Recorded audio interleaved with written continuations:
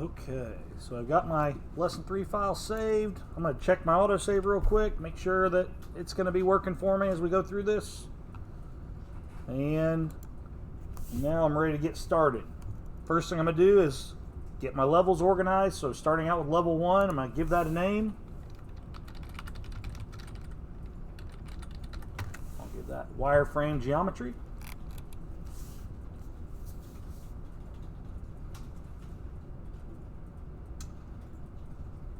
From there, I'm going to make sure my origin's on here.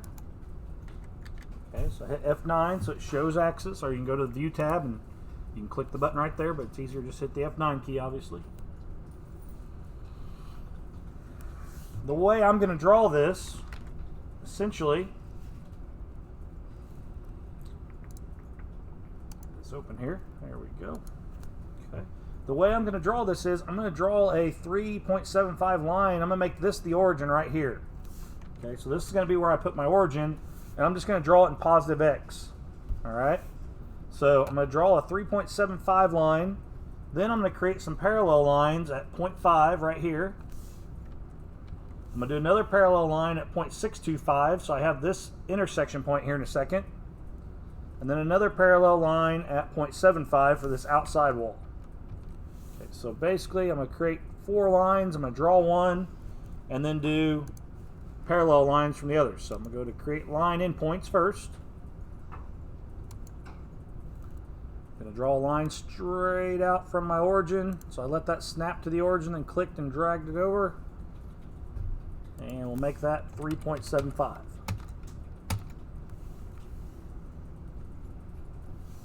So that's basically going to be, since we're going to create a tooling body by doing a revolve, that's going to be my axis of revolution. That's what I'm going to revolve around. Now I'm going to create basically the other walls by doing line parallel. I'm going to click that line and drag it out to 0.5. Hit the enter key to place that one. I'll do a second one out here at 0.625. Hit the enter key to place that one. And then a third one at 0.75. I'll hit enter again to place that one.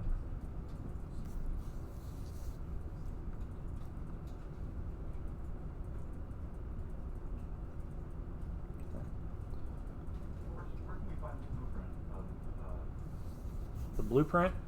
Yeah. It's on Cam Instructor, and it's also in the folder. So on the Z drive, if you're ever looking for the files for these lessons, I'm putting them up as we go through them in the Z drive under the CNC2 folder. There's the 2020 solids, and there's lesson 3 right there. So the blueprints for what we're working on right now, that's the whole PDF. And then the example, the actual homework files that you're going to get at the end of class, those are those 2 prints there. Okay. Which ones are we working with right now? We're working with this right here. Okay. Okay. I'm going to do another create line endpoints, and now I'm going to basically cap the ends of this by drawing a vertical line here, and then on this other end I'm going to draw a vertical line here. Fit that to my screen. And now, once I've capped the 2 ends in, I'm going to use parallel lines again to create points where I need them to create some circles. So right here is an intersection point where we're going to put a 250 radius circle. Okay, right here at this point, then right here at this point. So I'm going to do a parallel line from here back 1.858, and then a parallel line back from here to right here, which would be a 1/4 inch. Okay. I could also do all this stuff all these lines. I'm creating construction geometry and intersections. You could do it with the fast point as well, but I'm going to do it with parallel lines. So I'm going to do parallel line, coming straight out. That one needs to be at 0.625.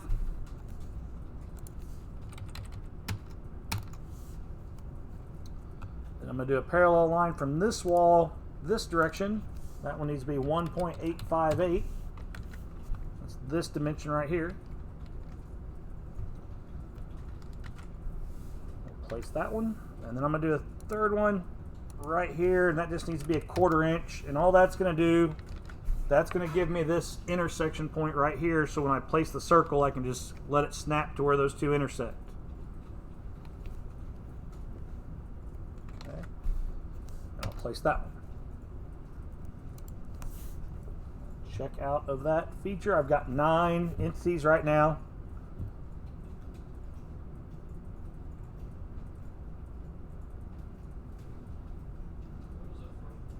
What's this right here? That's 625.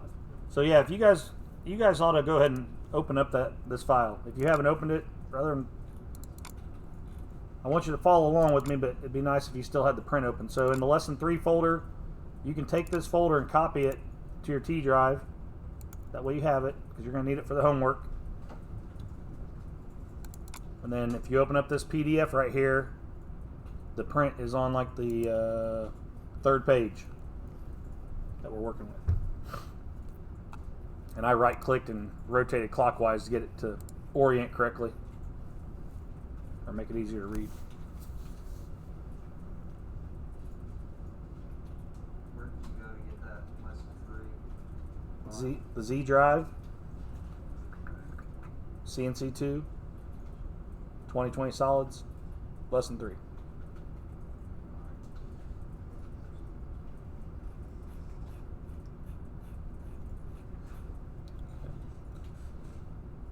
Everybody got it?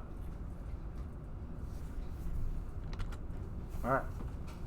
So, once I've got basically a grid kind of set up to now create the circles. So, looking at my print, I need to create 3 circles. One right here, one right here, and one right here, basically at these intersection points. So does everybody have the grid? You good?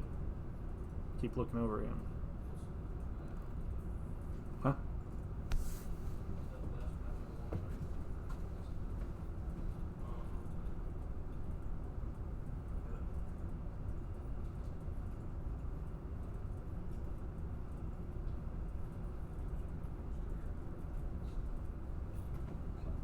Alright, so we're going to create circle center point. We're going to set the radius at 1/4 inch and hit the lock. So that's locked in. And then I'm just going to look at where these need to be on my print. So the first one's right here at the intersection that's at the 1/2 inch and 625 mark here. So that's right here. Okay, that's where this first one needs to be. Remember, if you accidentally click where you didn't mean to, so if I accidentally click here and put one, just leave it. I can delete it after. I don't need to. Don't do that. Okay, that's what everybody always wants to do. I can just get rid of it later. We'll just leave it there for now. The second one is right here at the 1.858 back in the intersection of the 750 line. So that's where we're going to put it, right here.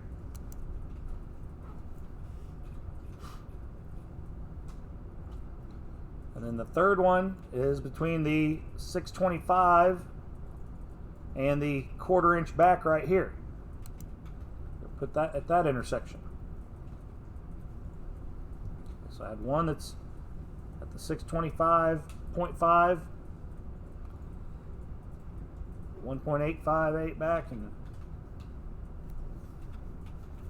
0.75, and then right here at 625 and a 1/4 inch back.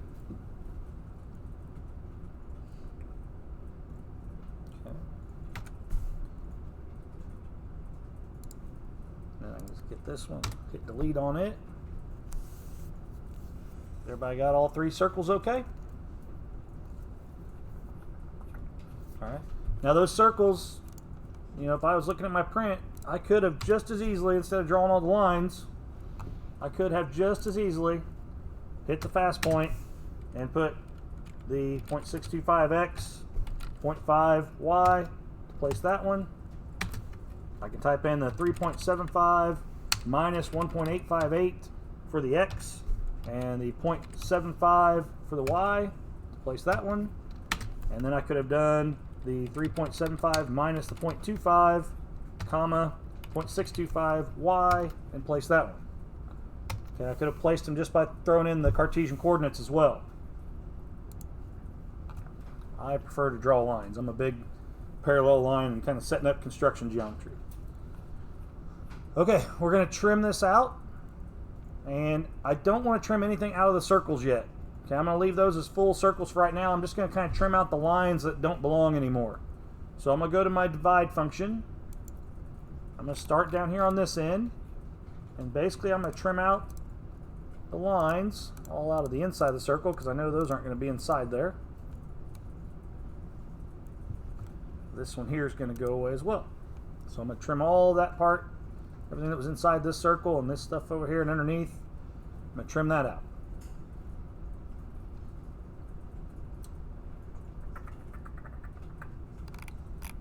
Then I can come over here. I know this is where we're going to end up. We're going to come off this circle with a tangent line that intersects this. So I'm going to go ahead and trim out this part. Then I'm going to do the same thing here. I'm going to trim out everything inside of this circle and down here below.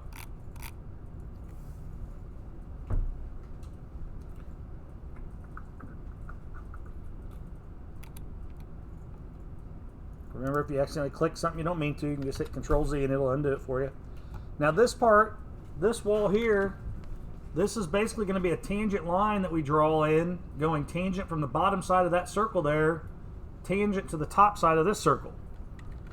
So all of this can go away. And then, so can all this stuff inside the circle.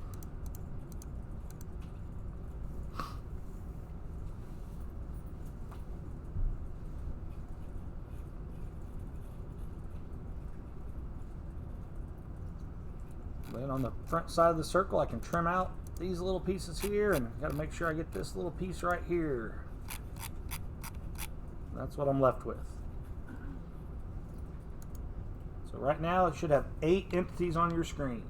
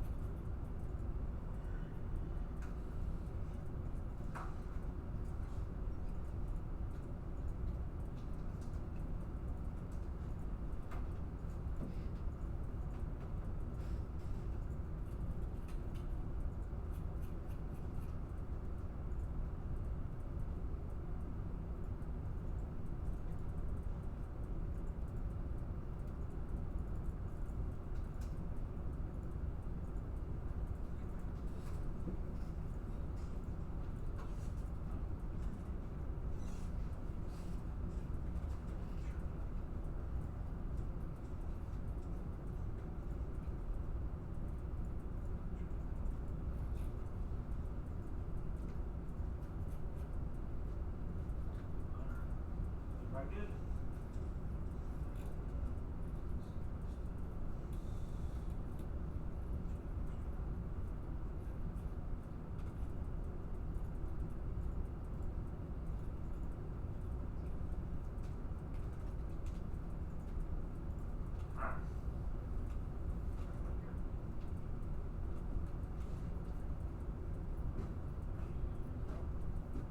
Catching up. Starting kind of late. Okay, get rid of that fill there.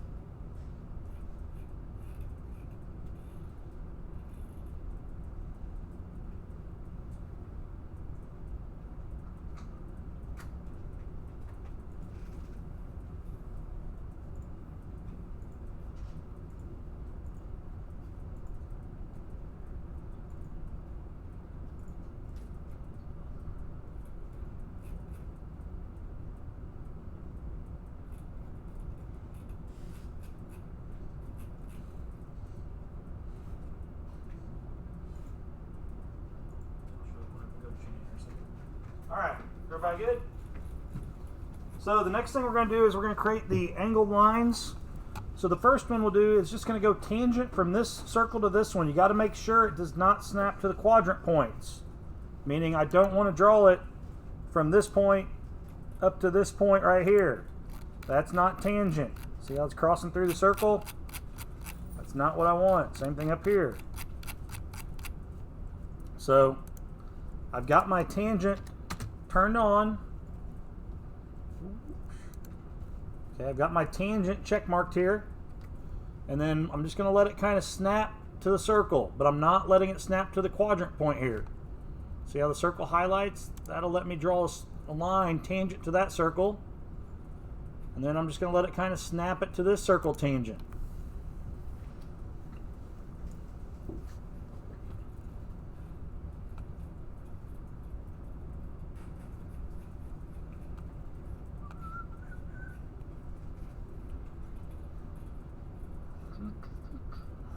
Okay, everybody got that okay? Notice when you go tangent, when you drag it around, like right here, if you look at how this is going, I want it to come from the bottom side. Sometimes you just have to kind of cross through the line to get it to go the other direction. Then you can drag it around to here. Okay? Alright.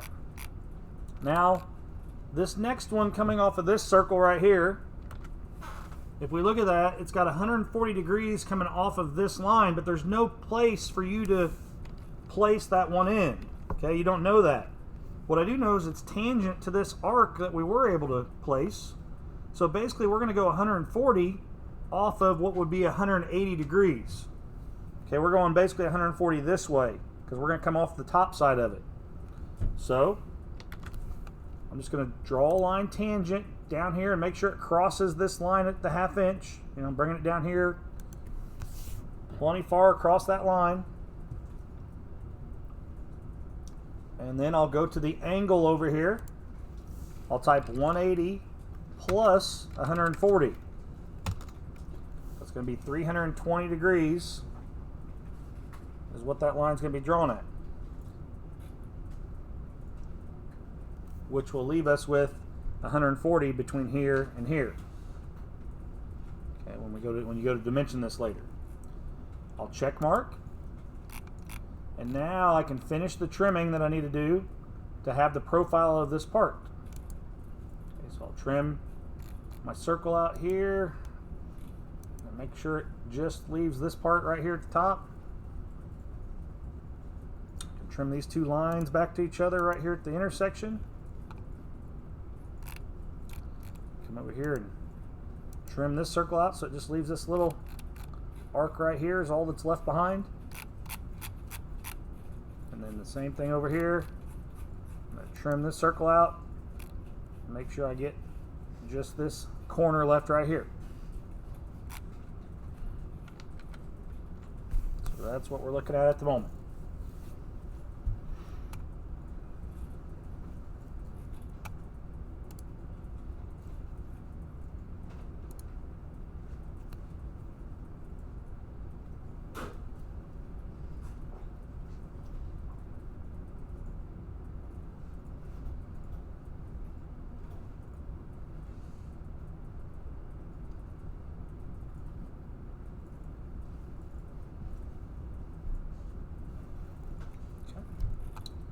All right. Next thing, we look at our print. This 250 radius is typical, so obviously we need to do a little filleting, and like I always say, save the filleting for last, fillets and chamfers. So we're going to put a fillet right here. We're going to put a fillet right here, and that should get us, because we had those left behind right here, here, and here. So we need 2 fillets. They need to be 1/4 inch each. So I'm going to set that to 0.25 and put one between these 2 lines right here and these 2 lines right here.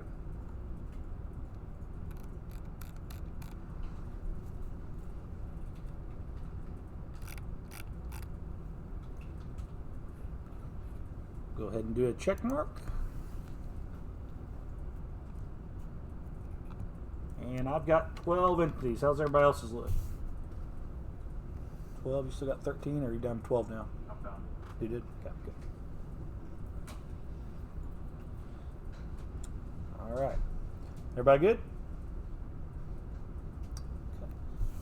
I want you to go ahead and make a level 2. Name it dimensions. You'll need that later. And then make a level 3 and call this part model, or part solid. Call it part solid.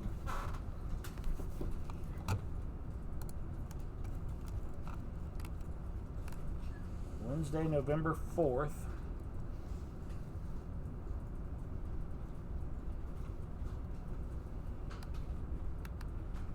I have site minutes. Okay, 10-4.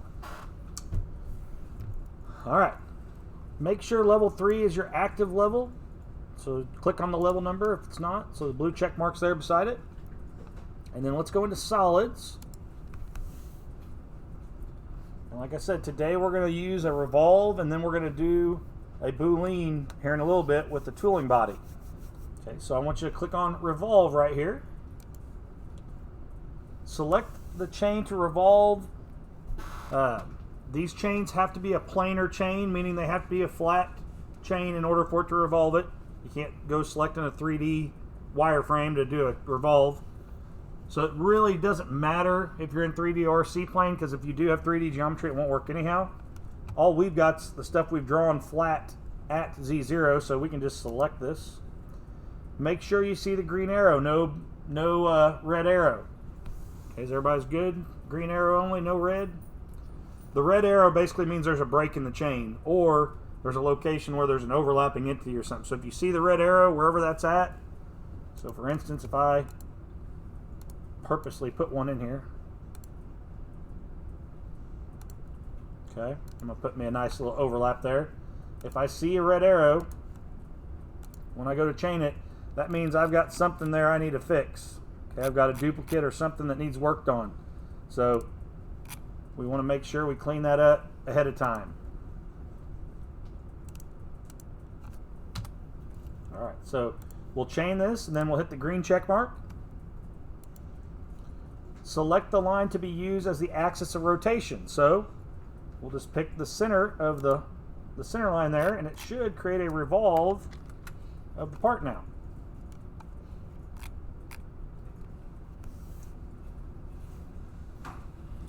What's the isometric view of line key? Alt 7, or you can right click and hit isometric right there. All right, I'm going to call this my part model. Notice how the revolve has revolve body or create body just like the extrude, so we're creating this body.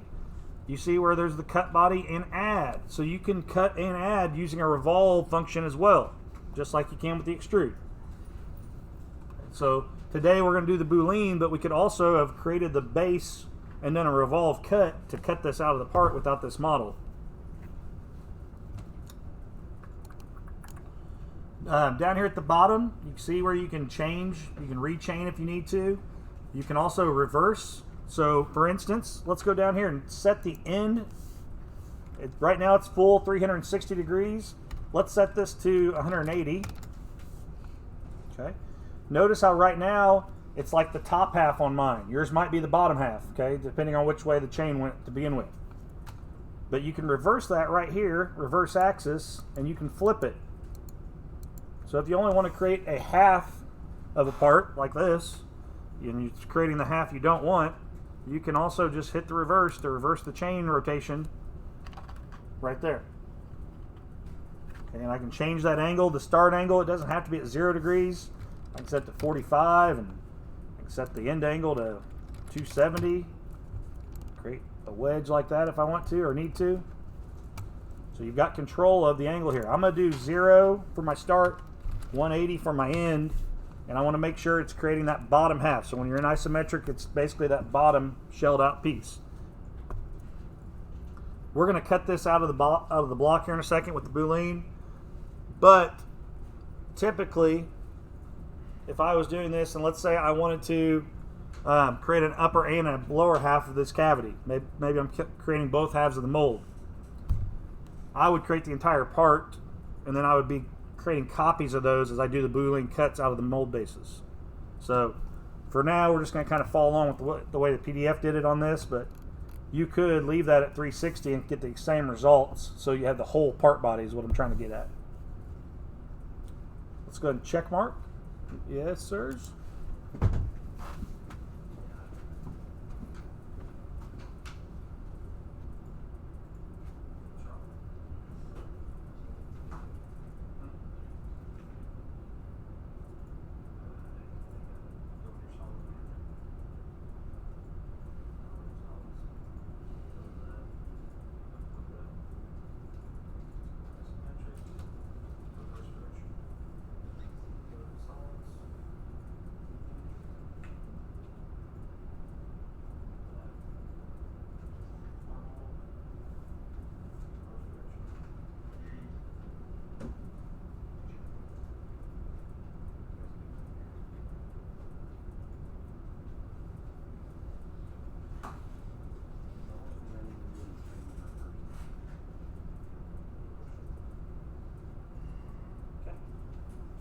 All right, is everybody good?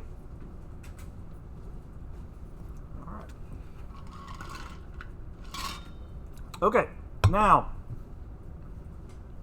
100% of the time, when I'm working on the mill, this is how I create my stock models. And this is how basically, if I'm trying to figure out what size material am I going to use to cut this part, the bounding box tool that we're getting ready to use to create this block is how I create my stock material. I figure out if I've got a part that I'm holding in my hand, typically I want to find out what's the least amount of material I can purchase to make this part, right? To make it the cheapest and have the less cut time removing material. If I've got a part that's 3/4 of an inch thick, I'm probably not going to go buy or grab a piece of material that's 3 inches thick off the shelf, right? Common sense, I would hope. So this is how I figure out what's it going to take for this part. So what I want you to do now is create a level 4, and we'll call this the base solid.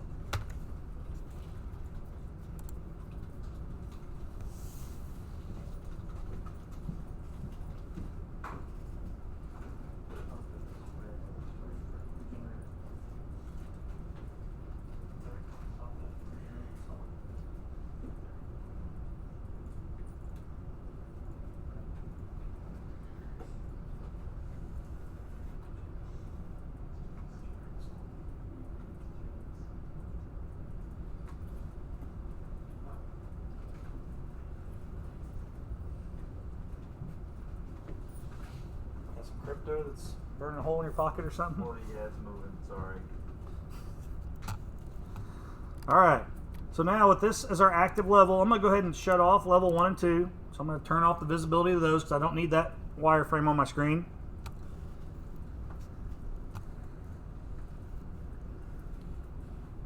Alright, and what I want you to do is with level 4, your active level, level 4 is our active level, our base solid. I want you to select the part solid, and then notice at the top, it gives you all these tools that become solid selection tools. And there's right here in shapes, there's bounding box. Okay, do not click out of this until I tell you to. All right, it's also in the wireframe shapes tool right here. Okay, so there's a couple places that it pops up, but this is a tool that you will use a lot. All right, now when I came in here, I was in 2D. So notice how it basically won't create anything in the Z direction. That's okay, we'll tell it to. All right, what I want you to make sure of before you do anything else though, make your origin the top center of the bounding box. Okay, that's basically, you can change where the anchor point, where everything creates from. And typically, I want to always use that top center of my part, and then I'm going to expand the material out to what I need or what I think I might need. So make it the top center, and then I'm going to take a look at the print again to figure out what size I need. Okay, so this is 4.625. Okay, overall length. So that's what I'm going to plug in for the length. It's 2.5 in the width for the Y, and then the Z needs to be 1 inch. Okay, so as long as I've got it set to that center top point, when I plug these values in, all right, was that 4.625? Yep. 2.5 for the Y, and I'm going to tell it 1 inch for the Z. Okay. Now, right now it's set to create wireframe. Okay, so by default it always defaults to lines and arcs down here. Okay, but I'm going to shut that off, and I'm going to create solids. So I'm going to select solids right here at the bottom. Okay, and the create geometry, change that to solids and uncheck lines and arcs if it's checkmarked. Is everybody good? All right. So just kind of food for thought. If I have a part model that's sent to me, and typically that's why we're doing it like this, a lot of times work comes as a solid model. Okay, we still get prints that have all of our tolerances and everything on them, but most companies will send you the actual solid models of the part to program off of. It saves a lot of time. And if we're doing something like this where we've got to create a cavity, if I have the solid model, I would use this type of operation to basically create the negative impression of the model. When I'm figuring out my stock size, if this thing here is like a weird elliptical part, and it probably doesn't have a, straight up common size across these ellipses, But I would come in here and I'd figure out what a common stock size was, because I'm not going to go order specialized custom extruded stock to make most part pieces. Okay, unless it's something that I'm making hundreds of thousands of, that might be the case where I'd go have the actual stock produced for me. But if I'm making 30 of something, I need a common stock size. I'm going to find whatever the closest common stock size is using a bounding box like this. We're going to create a solid, and we're going to check mark. And now you should see basically a solid base that's been created using that bounding box.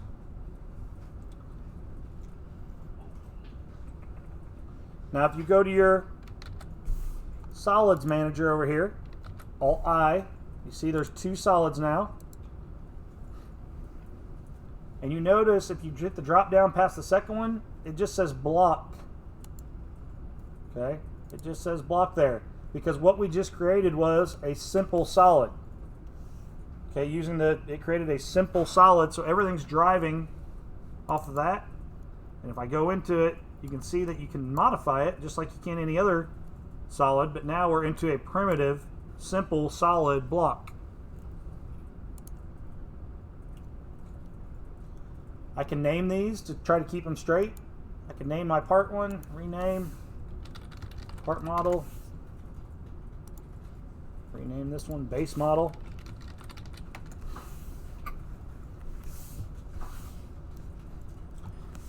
So here's something you're going to have to be aware of, because it's going to happen, and everybody will kind of freak for a second.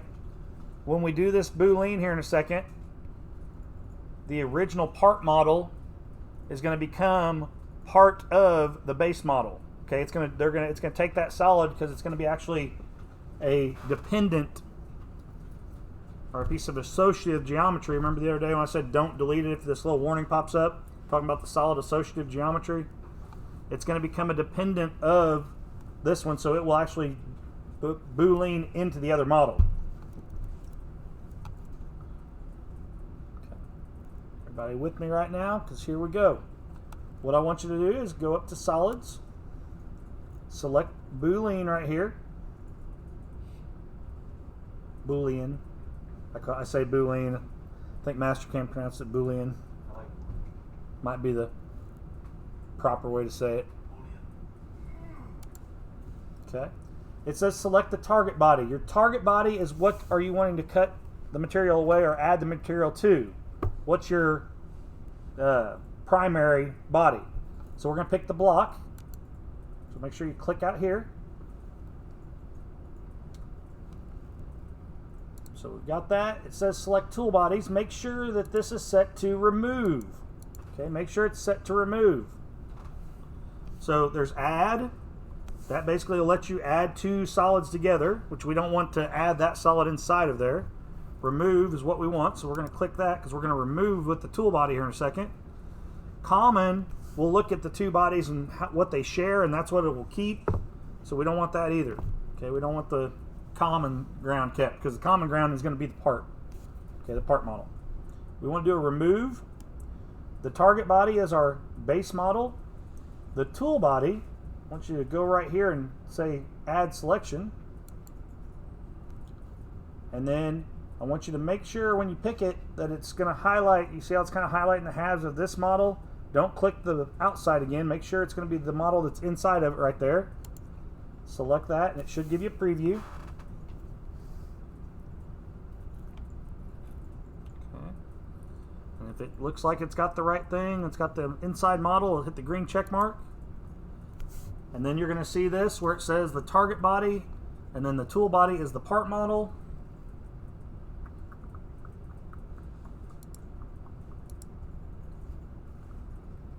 Everybody's got it cut out of there because you got it on remove, right? Don't click out if you don't have it on remove. And if it looks like mine does, you can hit the green check mark. And then in your solids manager, you should see what I've got now. The boolean removed, the other solid has disappeared.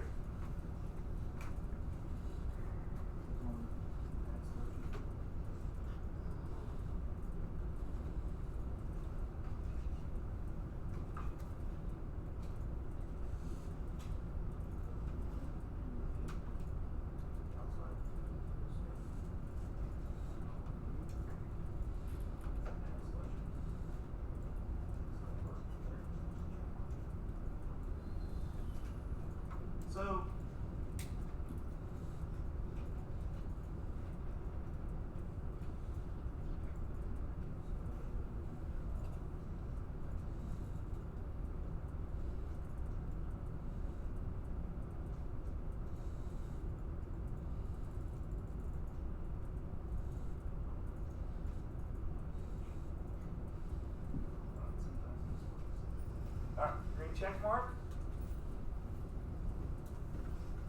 And like I said, that solid has now disappeared. So what you're going to find on the homework assignment, I think I put it in the instructions, once you do the Boolean, whatever you want to call it, I don't care, you're going to see that there's nothing here anymore because it's now became part of this solid. Okay, it is now an associative piece of geometry to this solid here. There, if you hit the drop down, you see the part model inside the Boolean. Okay. So like I said, the reason we're doing it this way is because this is how you would do it if a customer sends you the model and you've got it and you need to create a negative, a pocket, if you're trying to create a fixture to locate the part. You don't have to recreate the entire part and draw it all. If you've got the solid, you can actually stick it there and remove the material that it needs going to. When I create soft jaws to hold parts, okay, if I've got this speed handle wrench created, instead of getting the geometry and drawing these ellipses and weird stuff, I'm going to take this and put this inside the soft jaws, do a Boolean, and let it cut the pocket for me in the model, and then I can program to the pocket. Okay, it just speeds up the process. All right, we're going to do a couple other things to this. So, I hit save and make sure it's got saved here. And this is one we're going to, I think we do machining on this one. Probably not in this class though. Looks like a lot like one of our 3D machining exercises. It is, I think it is. Is it? Okay, so let's go to the solids section, and we're going to put a chamfer on the top edges of this. So we're going to go to one distance chamfer right here.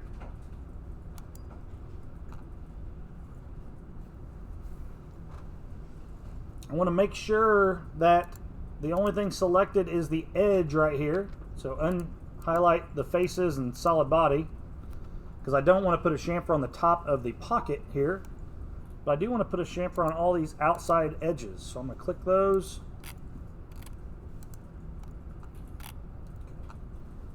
Then I'm going to click these vertical edges around the part as well.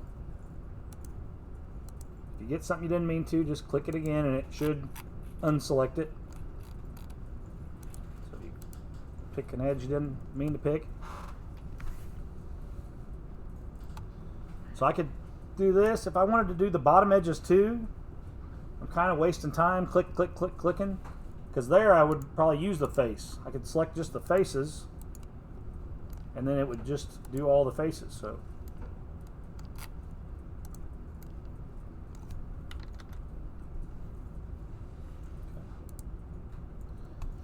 and then we can tell it that I'm going to do a distance chamfer of 50 thou. Notice the corners. So the mitered corners, you can kind of see what that difference that makes. That would just be whatever you want it to look like. If you machined it, you probably would have that unchecked because you'd probably just follow the profile of the actual part.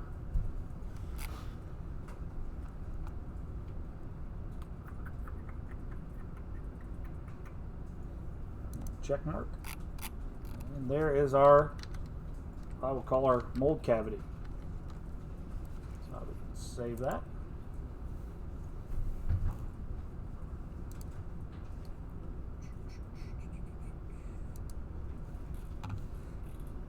Okay, so these other two drawings, they're your homework assignment. You're going to have plenty of time to work on this here.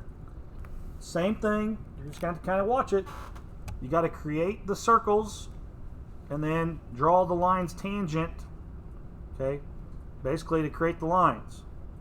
This one doesn't have any angles on it, this one does. So you're going to create a circle for this, then you're going to create the angled lines coming off of those radiuses.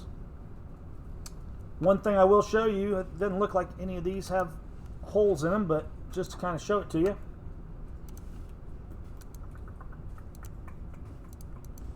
Let's say I did have a bore inside of this part, so I wanted a hole through it. What I can do is, I'm going to create a dummy level here, and let's say it has a 2-inch bore in the center. Well, it's pretty simple. I have to draw an offset distance off the center here of 1 inch. Then I can do my revolve. Pick my part profile. Pick the 1 inch. And then it will create a hole down the center for me if I need to do it like that. So any kind of internal features, the same thing. Now I would probably have that set to the middle, to basically the center line of the part. Here, I'd probably have that here and then move that profile up to reflect that. But you can see that that's another way you can do a revolve with any internal features. Okay. All right, so let's save this.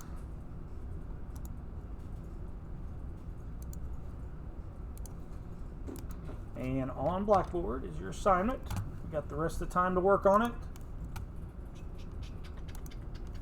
Open it up for you.